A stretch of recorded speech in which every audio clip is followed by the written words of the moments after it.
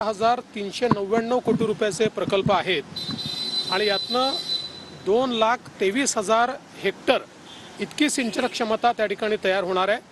त्यामुळे मोठ्या प्रमाणात हे जे काही विदर्भाचे प्रकल्प आहेत हे आता मार्गी लागले आहेत, त्याला चालना मिळालेली आहे आणि त्यातनं सिंचनाची एक सोय निर्माण होणार आहे। त्याचप्रमाणे मराठवाड्यातल्या देखील 6 प्रकल्पाची सुप्रमा आज आम्ही केलेली आहे।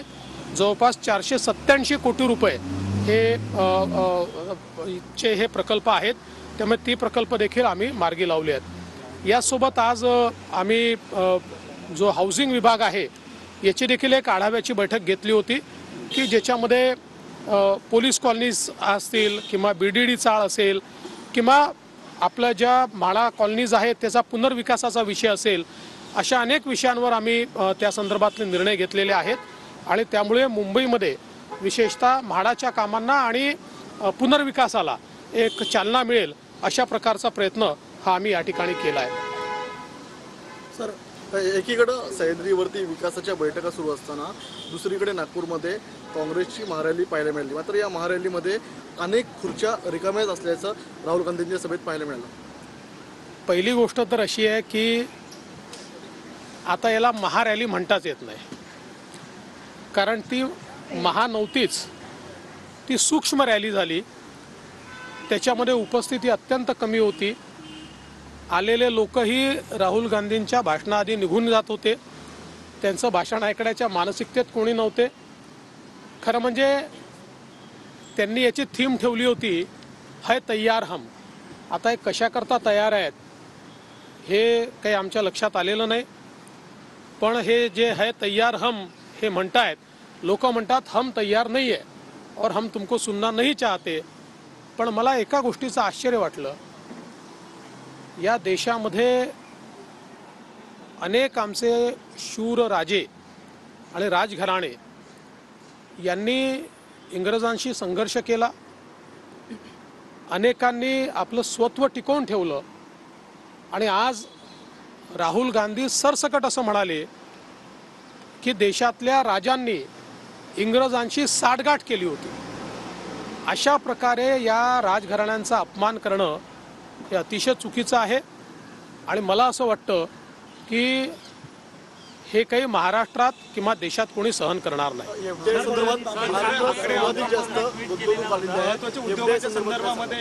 तुम्ही आकडेवारी सगळी जाहीर केली होती, कसं, कारण की विरोधक टीका करतात या सगळ्या। पहिल्यांदा तर मला अतिशय आनंद आहे, मी मागच्याच वर्षी सांगितलं होतं की FDI मध्ये पुन्हा महाराष्ट्र पहिल्या क्रमांकावर येईल। महाराष्ट्र पहिल्या क्रमांकावर तर आलाच, पण जे आपले त्या अर्थाने प्रतिस्पर्धी आहेत कर्नाटक आणि गुजरात यांच्या एकत्रित गुंतवणुकीपेक्षा देखील जास्त गुंतवणूक ही महाराष्ट्रामध्ये आली आहे। आपण जर बघितलं तर साधारणपणे या ठिकाणी 23-24 मध्ये एप्रिल ते जून आणि त्याचा पुढचा आकडा जर आपण बघितला तर 65,502 कोटी इतकी गुंतवणूक आपल्याकडे आलेली आहे आणि एकूण ती 1,18,422 कोटी रुपये एवढी गुंतवणूक आपल्याला 22-23ची त्या ठिकाणी पाहायला मिळते। त्यामुळे एकूणच हे सरकार आल्यानंतर प्रचंड मोठ्या प्रमाणात गुंतवणूक या ठिकाणी येते आहे। आणि आज आमचे विरोधी पक्षनेते अंबादास दानवेजी यांचं ट्विट मी बघितलं आणि त्यांनी सांगितलं की आमचा काळही याच्यामध्ये आहे। काल जी आकडेवारी मी त्या ठिकाणी ट्विट केली आहे ती आकडेवारी आमचं सरकार आल्यानंतरची आहे, त्यांच्या काळातलं मी धरलेलं नाही आहे। उलट त्यांच्या काळातली आकडेवारी सांगतो, 21-22 हे जे प्युअरली त्यांचं वर्ष आहे त्या वर्षामध्ये कर्नाटकाची गुंतवणूक ही 1,63,000 कोटी आहे आणि महाराष्ट्राची 1,14,000 कोटी आहे। म्हणजे जवळपास 50,000 कोटी रुपयांनी आपली गुंतवणूक कर्नाटकपेक्षा कमी होती आणि पहिल्या क्रमांकावर कर्नाटक होतं। त्याचं आदलं जे त्यांचं वर्ष आहे पूर्ण त्या वर्षी गुजरात पहिल्या क्रमांकावर होतं आणि महाराष्ट्र 3ऱ्या-4थ्या क्रमांकावर होतं, पण आता महाराष्ट्र हे पहिल्या क्रमांकावर या ठिकाणी आलेलं आहे। आणि म्हणून मी जसं सांगितलं की मोठ्या प्रमाणात आता महाराष्ट्रामध्ये अगदी आमचा कार्यकाळ बघितला एप्रिल 22 पासनं तर सप्टेंबर 23 पर्यंतचा जर कार्यकाळ आपण बघितला तर कारण आपल्याला एप्रिल पासनं त्याची आकडेवारी मिळते, पण हा जवळपास सगळा आमचा कार्यकाळ एखाद महिना सोडला तर 1,83,924 कोटी रुपये इतकी गुंतवणूक ही थेट परकीय गुंतवणूक आलेली आहे. त्यामुळे महाराष्ट्राने पुन्हा एकदा थेट परकीय गुंतवणुकीमध्ये आपला पहिला क्रमांक जो मी मुख्यमंत्री असताना होता आणि जो उद्धवजींच्या काळात गेला होता तो पुन्हा प्राप्त केलेला आहे. पुण्यामध्ये कोयता गँग सर पुण्यातल्या कोयता गँगचा पुन्हा एकदा सक्रिय झालेलं कोयता गँग वगैरे काही नाही आहे. कोणीतरी आपलं त्या ठिकाणी निघतं. या लोकांना आम्ही ठेचलं आणि ठेचणार आहोत. पोलिसांसमोर प्रश्न होता.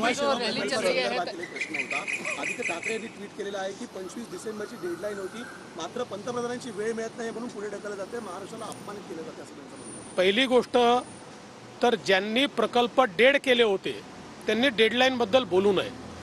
जर त्यांच्या काळात योग्य प्रकारे प्रकल्प चालले असते तर वर्षभरापूर्वीच त्याचं उद्घाटन झालं असतं. आता सगळं झालेलं आहे. तारीखही जवळपास फायनलच आहे. मुख्यमंत्री तारीख घोषित करतील. मी तुम्हाला आज एवढंच सांगतो की लवकरच ट्रान्स हार्बर लिंक ज्याचं नाव अटल सेतू आहे त्याचं उद्घाटन होणार है। सर जानना चाहेंगे तैयार हम जो रैली कांग्रेस की तरफ से की जा रही है भारत जोड़ो के बाद, उसमें राहुल गांधी ऐसा कह रहे हैं कि बीजेपी जो है गुलामी करती है, लोगों पे गुलामी का जो है दबाव डालती है, उसको किस तरह से देखते हैं आप? पहले तो उन्होंने इसको महारैली कहा था, लेकिन ये सूक्ष्म रैली हो गई क्योंकि छोटे ग्राउंड में रैली लेने के बावजूद भी आधा मैदान खाली रहा, कुर्सियां खाली रही और राहुल गांधी इनका भाषण सुनने के लिए लोग रुके नहीं, उन्होंने जाना शुरू कर दिया। तो मुझे लगता है कि उनकी थीम थी है तैयार हम, लेकिन नागपुर विदर्भ के लोगों ने बताया हम तैयार नहीं है और इस रैली के लिए तेलंगाना से भी लोग उन्होंने लाए थे, बावजूद उसके वो कुर्सियां नहीं भर पाए। तो मुझे लगता है कि जब राहुल गांधी को लोग सीरियसली लेने को तैयार नहीं है तो हम क्यों उसके ऊपर सीरियस होकर कोई सवाल जवाब करें।